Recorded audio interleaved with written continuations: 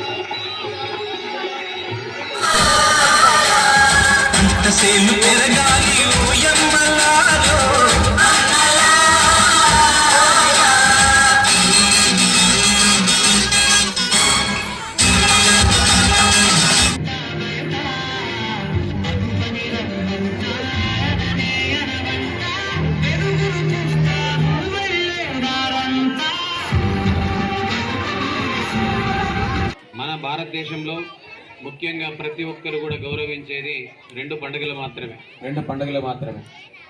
ఒకటి ఆగస్టు 15, రెండవది 26. తెలుసు మీ అందరికీ చాలామంది ఈ టీచర్స్ తల్లిదండ్రులు చాలామంది కూడా ఈ యొక్క పండుగ విశిష్టత చెప్తూ ఉంటారు.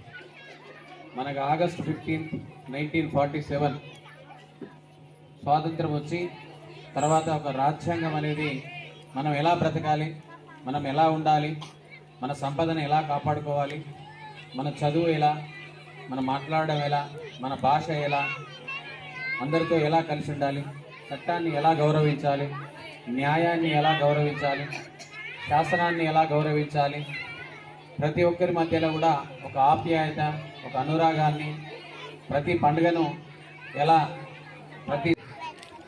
మేము దెబ్బతిన్నాం కాబట్టి ఈ స్టేజ్లో ఉన్నాం. ఈరోజు ఇట్లా పట్టుకుని మమ్మల్ని విపరీతంగా కొట్టేటువంటి వాళ్ళు, కానీ ఈరోజు చట్టం వచ్చింది, పిల్లల్ని కొడితే వాళ్ళ మీద కేసులు, టీచర్ల మీద కేసులు పెట్టడం. కాబట్టి నేను కోరుకునేది ఏంటిదంటే మీ పిల్లలు భవిష్యత్తు బాగుండాలంటే, ఎందుకంటే పేరెంట్స్ అందరూ కూడా వచ్చింది కాబట్టి ఆ విషయం చెప్తున్నా. కొంత ఆలోచన చేయండి, భవిష్యత్తు గురించి ఆలోచన చేయండి. చిన్న చిన్న విషయాల్లో టీచర్ల దగ్గర గొడవలు చేయడం, మీరు ఏ విషయంలో గొడవ చేయాలి? మీ పిల్లవాడికి లెక్కలు రాకపోతే, మీ పిల్లవాడికి ఇంగ్లీష్ రాకపోతే వచ్చి టీచర్లతో మా పిల్లలకి ఏం చదువు చెప్తున్నా అనే విషయాన్ని మీరు మాట్లాడాలి.